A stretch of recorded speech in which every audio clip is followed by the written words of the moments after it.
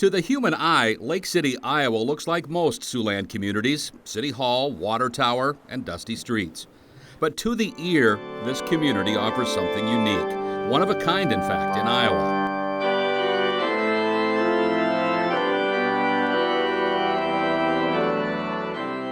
Since 1974, around 24 professionals at the Dobson Organ Company have been designing and handcrafting pipe organs in this town of 1,700. People are really surprised when the organ's delivered. People are just amazed. They can't believe. I couldn't imagine we could have it built for this amount of money. It's just amazing how many parts and pieces, or that it'll even all go together. More than 100 organs. Hundreds of pieces that are shown on these various drawings. Making music in small-town churches and worldly cathedrals from Oxford, England to St. Thomas Church in New York City. I mean, an architect will prepare dozens or even hundreds of drawings to show all the various parts of a house. And in the organ, it's the same way. We have all different mechanical systems that have to be described. A six-figure masterpiece can start with just 1/1000th of an inch of metal. Those numbers are in thousandths of an inch, so we see 30 thousandths and 35 and so on. Inside surface of the sheet, it has a kind of a spotted appearance. It's a natural occurrence when the metal is cast. And there can be thousands of pipes, ranging in size from as small as a pencil to as large as a utility pole.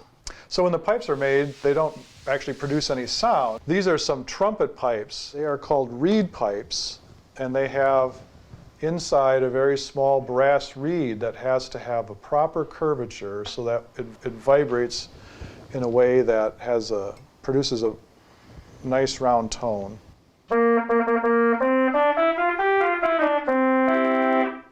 All the pipes are stored in trays like this. This is what they look like when they're done. When the pipes are all finished, you can see each one is a different diameter and a different length, has several things attached to it that help the pipe speak properly. No organ exactly like the one built before it, each with its own footprint.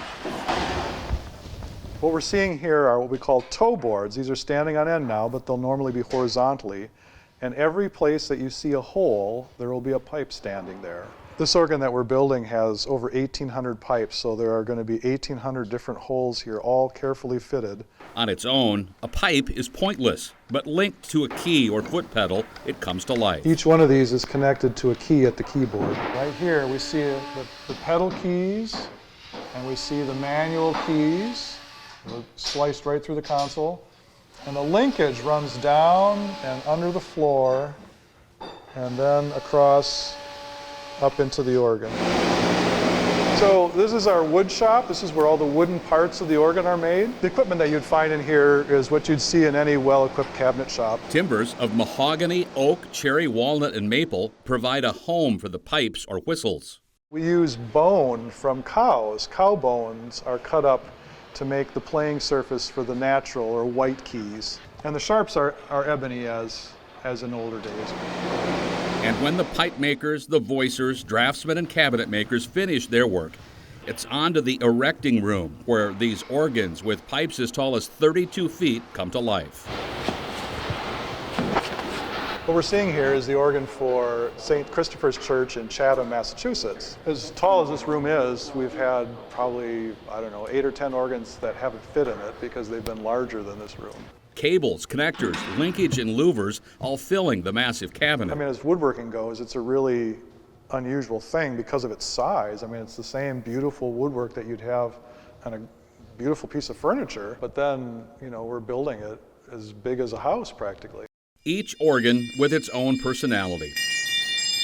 And in a world filled with quick fixes and instant gratification, you could say the Dobson Organ Company in Lake City, Iowa is a counterculture success story. To build something that you know is going to last for a century or more, everything's throwaway. Incredible sense of satisfaction of having built this thing that's going to last for a really long time.